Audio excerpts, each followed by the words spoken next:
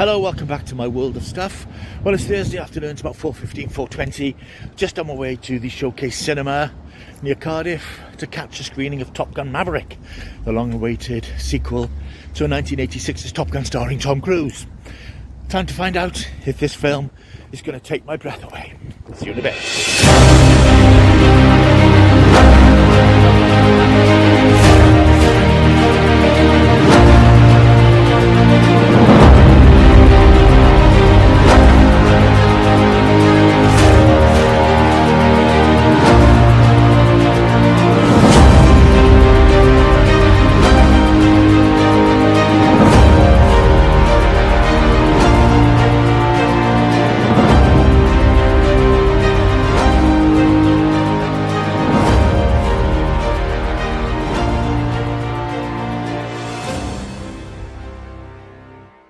The next day.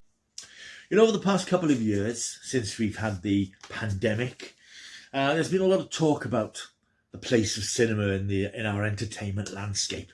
Streaming has become really popular, and people have become accustomed to sitting and watching some quite big films on their screens at home. But there are films that you need to see in the cinema, and I think sometimes a film comes along that hits you right between the eyes and makes you realise that this is the only place to see a film like this. Top Gun Maverick is one such film. This is a film that will be so diminished by watching it on the TV, no matter how big your TV is, that you wouldn't get the breathless impact that this film has. It is astonishing. It is just an incredible achievement. It's a proper film. And I say that because I know that people often make a fuss about spectacle. Action cinema gets a bad rap from a lot of critics and a lot of members of the public.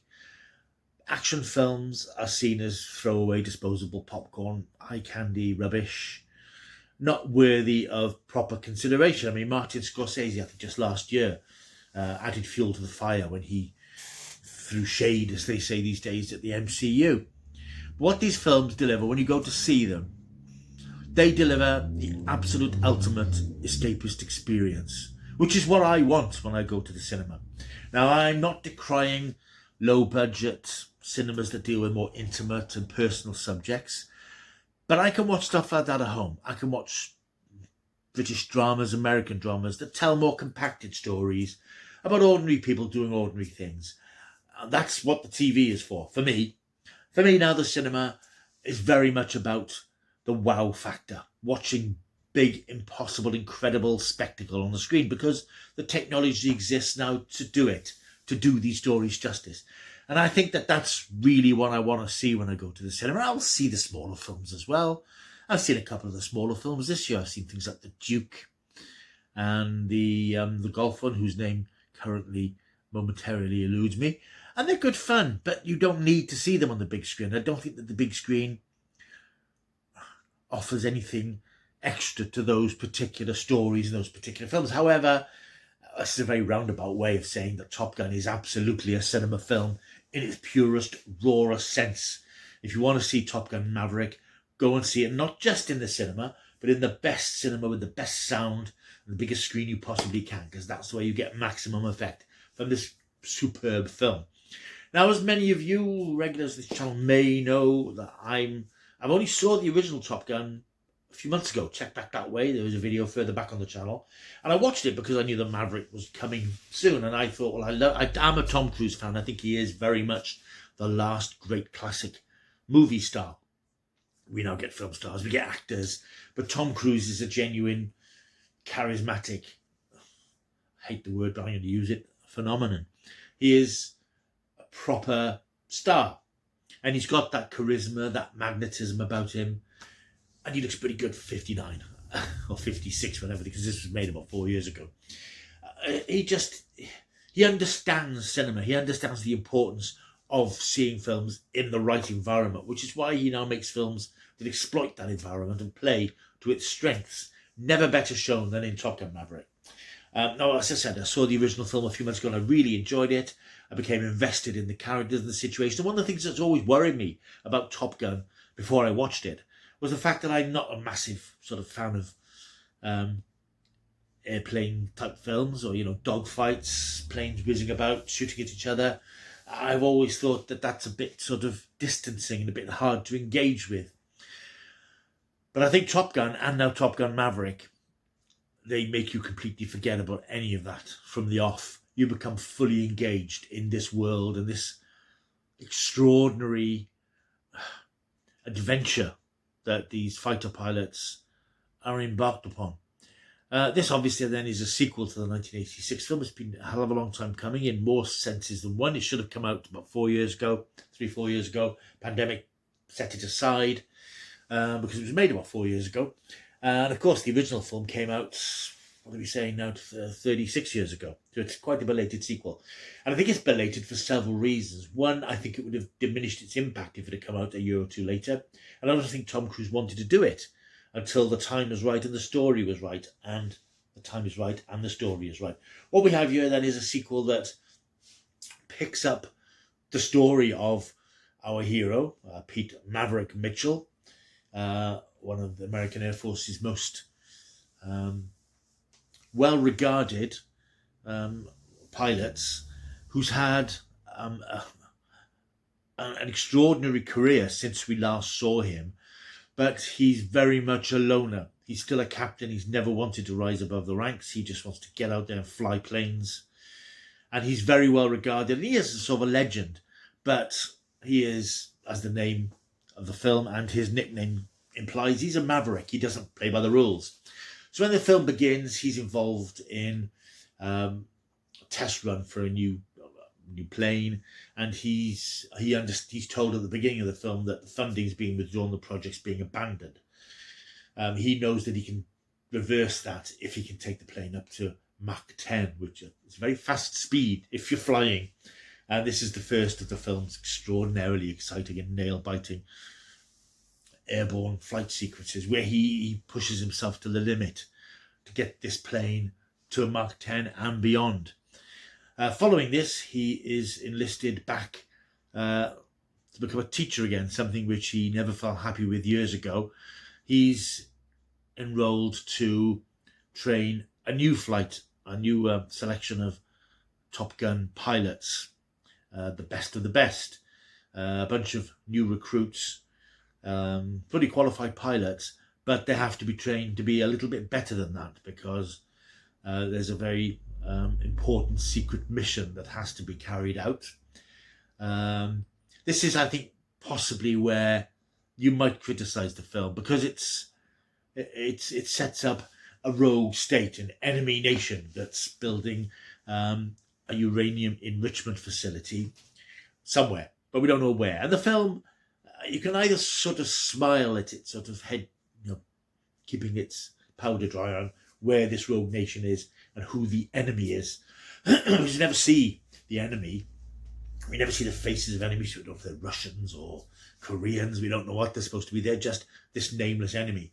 But obviously this uranium enrichment facility can't be allowed to develop because it poses a threat to world safety. So Tom Maverick has 3 weeks to train these pilots up for this extremely perilous and some might say impossible mission. They basically have to pilot these planes. This facility is in the middle of a valley, and to get to it, they have to fly through these vertiginous cliffs between these valleys, keeping very low to avoid the enemy radar and the surface-to-air missiles that are located all around the edge of the mountain. It's almost like a computer game simulation type thing. And the bulk of the film is him being accepted by these newbies who all regard him as an old man. These called pops at one point. He has to be accepted by them. They have to respect him for what he's done.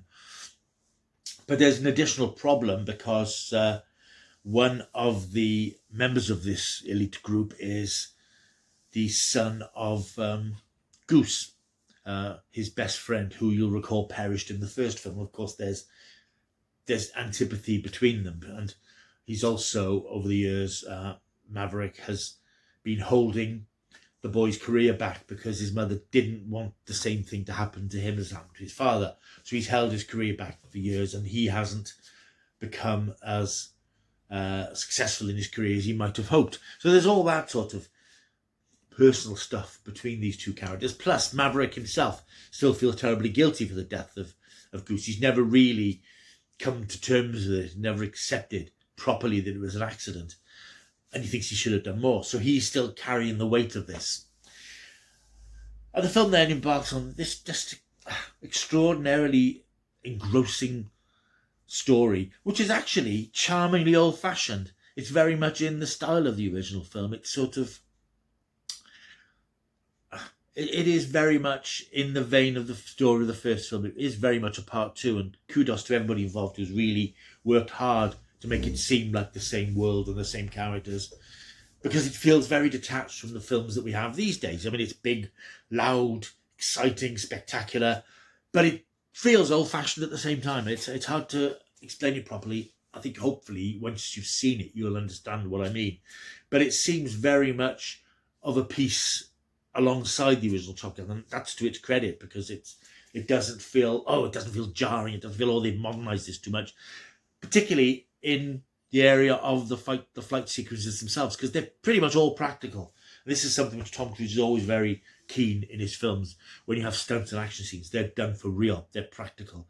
There's a minimum of CGI. And I'm sure there is some digital stuff here, a bit of digital edging here. And I think there's one sequence at the beginning I thought, that's a digital effect, composited effect. But generally, these planes are flying. The actors are in them. They're doing these incredible stunts, these cartwheels, these spins, these turns, these ducking and diving and dodging.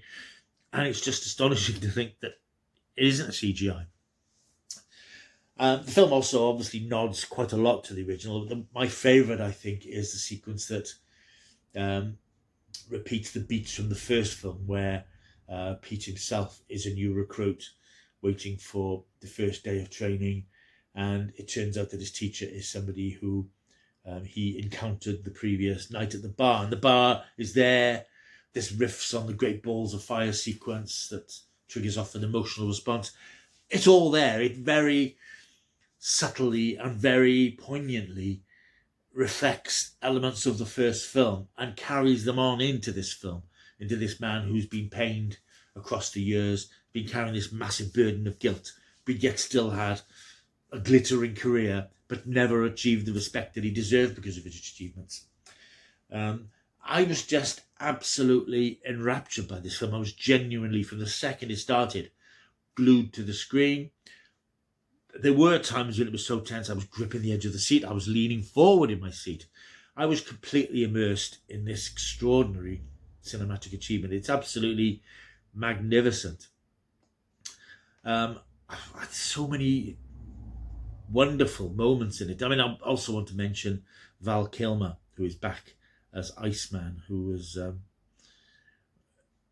in many ways Pete's nemesis in the first film, until they had a grudging respect at the end. Of course, we know that Val Kilmer's had a torrid time over recently. He suffered from cancer. I think there's a documentary called Val, which came out last year, which sort of goes through the difficulties in his life. But he is back reprising that character, and it's very well done. It's not mawkish. It's not tugging at the heartstrings, but it does acknowledge the actor's position in a very creative way that is very poignant and very emotional, which you don't necessarily expect from a Top Gun film. There's a romantic element as well. Kelly McGillis isn't back for reasons that aren't specified, but Tom does hook up with Jennifer, played by Jennifer Connelly. She's now in charge of the bar. And I believe she was referenced in the first film. I can't recall, but I understand she was mentioned. She's got a young daughter, and Pete sort of hooks up with her. She's reluctant to get involved with him because of who he is, but they do form. That's the romantic angle. It's, I suppose, is not the most important part of the film. And I think I would have to agree that Jennifer Connelly's part is slightly under it, and she is very much the token woman of the film. And that in itself is quite odd, that the film it's not misogynistic. It doesn't mistreat women or disrespect women, but it isn't a film about women. It's a film about men being men. There are a couple of, there's also a woman in the group, of course, the group of pilots, but it's very much masculine film. And to be honest, that's quite refreshing and quite unusual these days when there's so many coming of age stories and stories focusing about, you know, diversity and gender and stuff like that, which is all very worthy and there are stories to tell. But it's nice to watch, you know, tough film. We don't get enough of them these days. But yeah, I think Jennifer Connelly is possibly underused slightly. But when she's there, she's a great performer. She's great. There is a chemistry between her and Tom Cruise. But that character is very much, you do feel that at some point they thought, we need some sort of female angle into this. But for what it is, it works, you know, well enough. But that's not what the film is about. The film is about the filmmaking process of this spectacle that's done in an old-fashioned way. Like I say, there's so much of it is physical and practical. You watch, much as I love the Marvel films, you're inevitably watching pixels. You're watching digital images being manipulated. And that can be hard to care about in a way. But here, because you know these actors are up there and they're doing this spinning and whirling, you care. You care about them and you care about the story. And it's a great story. And the conclusion, the last 40 minutes or so, is just breathtaking when they actually go on the mission.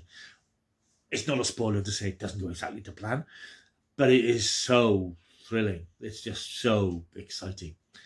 I really can't fault this film. I really can't. I had a fantastic time in it. But my main takeaway from it is the fact that it does serve as a reminder of how important cinema is and how some films really need to be seen up there. And as I said, I just think that today's modern spectacular action films, whatever you think of them, that's the place to see them on the big screen. Top Gun Maverick is stunning. It is my film of the year. We've got a lot of films to come. I mean, I'm hugely looking forward to the next Jurassic World film. But I think that Top Gun Maverick is going to be a hard one to beat this year. Absolutely fantastic. Go and see it, but see it in the biggest and best screen you can.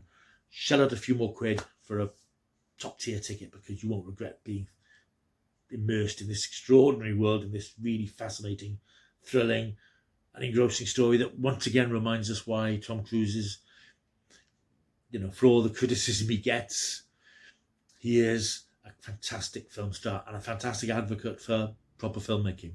Top Gun Maverick, then, you won't be surprised to hear, gets from me 10 out of 10. I'm going to give it, in fact, 10 plus, because I just absolutely enjoyed the hell out of it, as you can probably tell. Right, thank you for watching this little video. Hope you've enjoyed. Like and subscribe. There will be more stuff coming very soon, not sure when. Until that arrives, though, you know what they say. You've just got to keep taking the stuff.